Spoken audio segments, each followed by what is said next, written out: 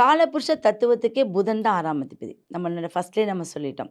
அப்போ புதன் என்றால் நரம்பு. அதில் எதுவுமே மாற்றம் இல்ல. நரம்பு சம்மந்தப்பட்டது, மூளை சம்மந்தப்பட்டது.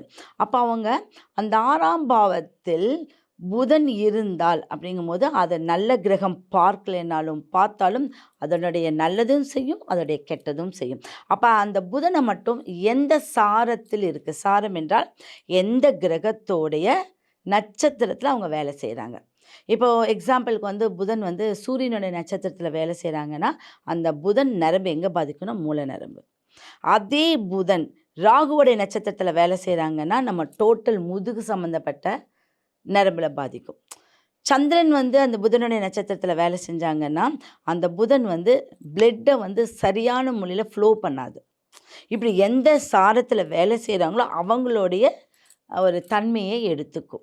அப்போ அந்த புதன் வந்து நரம்பு சம்மந்தப்பட்ட விஷயங்கள் இருக்கும்போது அவங்க ஃபஸ்ட்டு கவனிக்க வேண்டியது, இந்த கழுத்தில் வரக்கூடிய வலி அடிக்கடி இருந்தால் டாக்டரை பார்த்தே தீரணும். அப்போ பெருமாள் புதன் சம்மந்தப்பட்ட கோயிலுக்கு வந்து பெருமாள் அனந்த சயனம் இருக்காங்க இல்லையா, ஸ்ரீரங்கம் அந்த மாதிரி கோயிலுக்கு ஏன் போகணும் அப்படின்னா, அது அவங்களுக்கு ரிலாக்ஸ் அமைதியை கொடுக்கும் அப்படிங்கிறது. அந்த கோயிலுக்கெலாம் போயிட்டு வரும்போது இந்த பாவம் நல்லபடியாக இருக்கும்.